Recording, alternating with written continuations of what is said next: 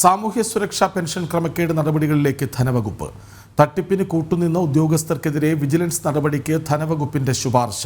Pension അർഹത സംബന്ധിച്ച് അന്വേഷണം നടത്തിയ ഉദ്യോഗസ്ഥർക്കെതിരെ വിജിലൻസ് അന്വേഷണം നടത്തും.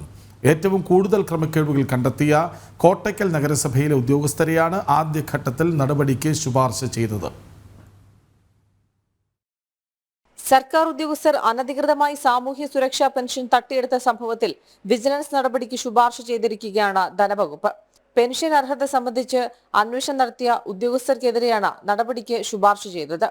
ഏറ്റവും കൂടുതൽ ക്രമക്കേടുകൾ നടന്നത് കോട്ടയ്ക്കൽ നഗരസഭയിൽ നിന്നാണെന്നാണ് ധനവകുപ്പിന്റെ കണ്ടെത്തൽ. 42 ഉപഭോക്താക്കളുടെ അർഹത പട്ടികയിൽ 38 പേരും ക്രമക്കേട് നടത്തിയിട്ടുള്ളതായാണ് കണ്ടെത്തിയത്.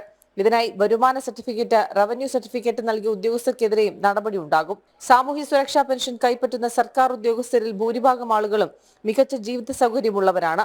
പെൻഷൻ കൈപ്പറ്റുന്നവരിൽ ആഡംബര കാറുകളും 2000 സ്ക്വയർ ഫീറ്റിന് മുകളിൽ സ്വന്തം വീടുള്ളവരുമാണ്. ഭാര്യയോ ഭർത്താവോ സർവീസ് പെൻഷൻ പറ്റുന്നവരും ക്ഷേമ പെൻഷനുകൾ കൈപ്പറ്റുന്നു. വ്യാപകമായിട്ടുള്ള ക്രമക്കേടുകൾ നടന്നിട്ടും സർക്കാർ ഇതൊരു അന്വേഷണത്തിൽ മാത്രം ഒതുക്കുന്നു.